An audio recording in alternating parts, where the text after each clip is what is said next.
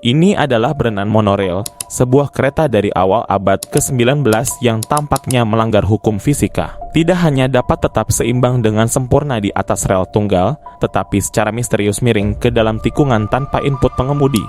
Ini adalah penemuan nyata, dan itu diungkapkan kepada publik pada tahun 1910 di Inggris oleh penemunya, Louis Brennan. Louis Brennan adalah seorang insinyur sipil dan mekanik terkenal pada masa itu, lahir di Castlebar, Irlandia.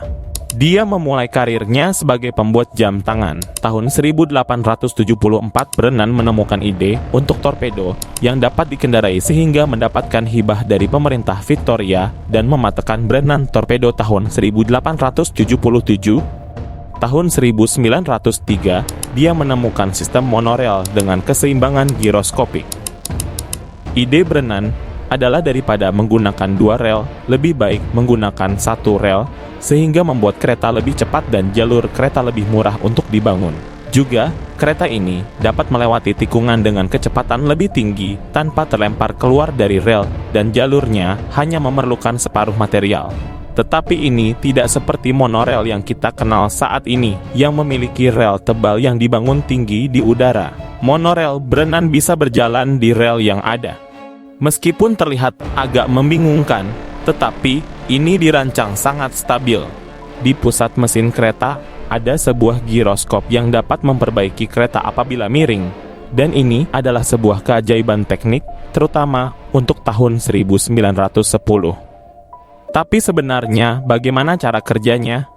Kami akan menunjukkan seberapa sangat cerdas desain ini. Tetapi untuk memahami dengan tepat apa yang terjadi di sini, kita perlu tahu sedikit tentang giroskop.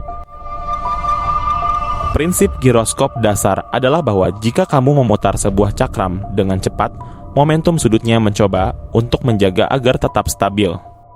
Jika kamu mencoba untuk miringkan ke arah ini, itu akan mulai berputar pada sumbu vertikal. Ini disebut presepsi. Dengan memiringkannya, kita menyebabkan giroskop untuk berproses. Sebenarnya itu akan memiringkan cakram ke arah yang berlawanan.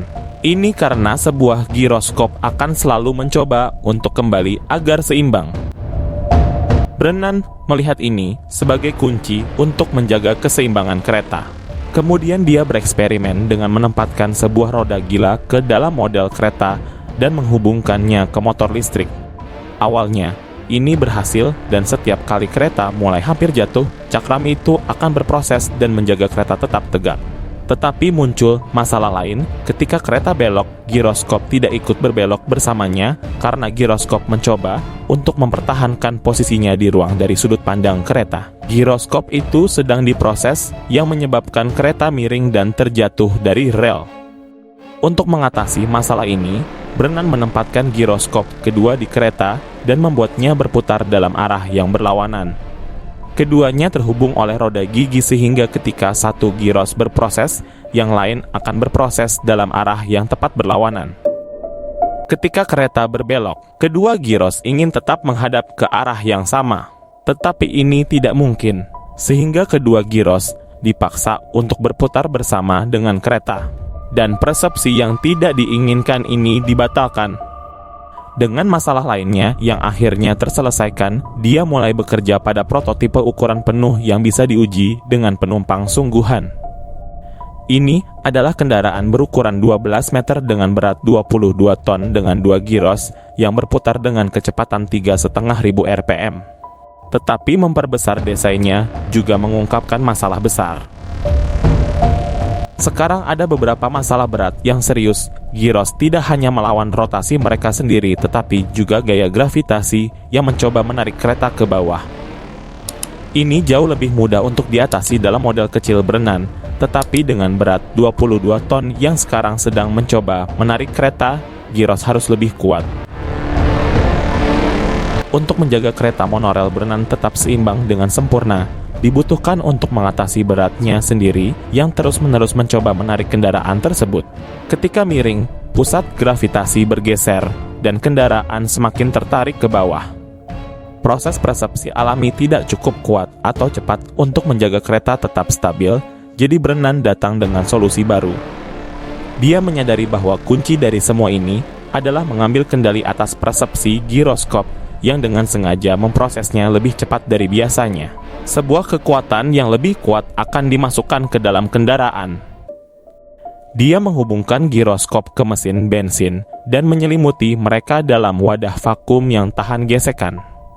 Bahkan jika daya listrik habis, giros akan terus berputar selama hingga 30 menit sebelum kereta bisa terjatuh. Dia meletakkan giroskop pada gimbal tunggal yang memungkinkan seluruh sistem untuk berputar pada gulungan sumbu kereta. Sumbu roda dari masing-masing giroskop menonjol dari wadahnya dan diletakkan di antara dua pelat panduan yang terpasang pada sasis kereta. Ketika kereta miring, sumbu akan berkontak dengan salah satu pelat, dan gesekan akan menyebabkannya bergulir seperti roda di tanah. Ini akan menyebabkan giroskop berproses jauh lebih cepat daripada desain sebelumnya, mendorong seluruh kereta kembali ke keseimbangan. Masalahnya adalah getaran akan menyebabkan giroskop lepas di atas pelat panduan, dan mereka tidak pernah menghasilkan gaya yang halus dan proporsional pada kereta. Jadi, Brennan menghilangkan pelat panduan dan datang dengan solusi yang bahkan lebih baik. Dia memperbaiki giroskop pada sasis kereta sehingga mereka akan berputar bersama dengan kereta. Ketika kereta miring, giroskop melakukan hal biasanya dan mulai berproses secara alami. Pada giroskop tangan kanan, sumbunya langsung terhubung ke mekanisme yang mengendalikan batang aktuator. Batang aktuator ini terhubung ke sebuah tuas dan dua katup yang mengendalikan aliran udara terkompresi. Udara terkompresi ini mengikuti dua pipa yang memasuki ujung-ujung tabung besar yang berjalan melalui tengah giroskop. Di dalam tabung ini adalah gigi rak yang ditempatkan di antara dua giroskop dan dapat bergerak maju mundur untuk memutar mereka. Ketika kereta miring, giroskop akan berproses dan lengan aktuator yang cerdas akan mengaktifkan katup. Dengan menutup salah satu katup, udara terkompresi, kemudian akan mengalir melalui salah satu pipa dan masuk ke salah satu ujung tabung.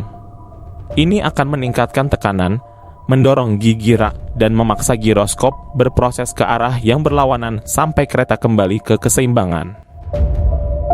Semuanya terjadi dengan cepat, dan giroskop akan bereaksi sebelum kereta menjadi terlalu tidak seimbang. Kunci di sini adalah udara terkompresi bertindak sebagai sistem pneumatik, memungkinkan gaya yang lebih kecil menghasilkan gaya yang jauh lebih besar.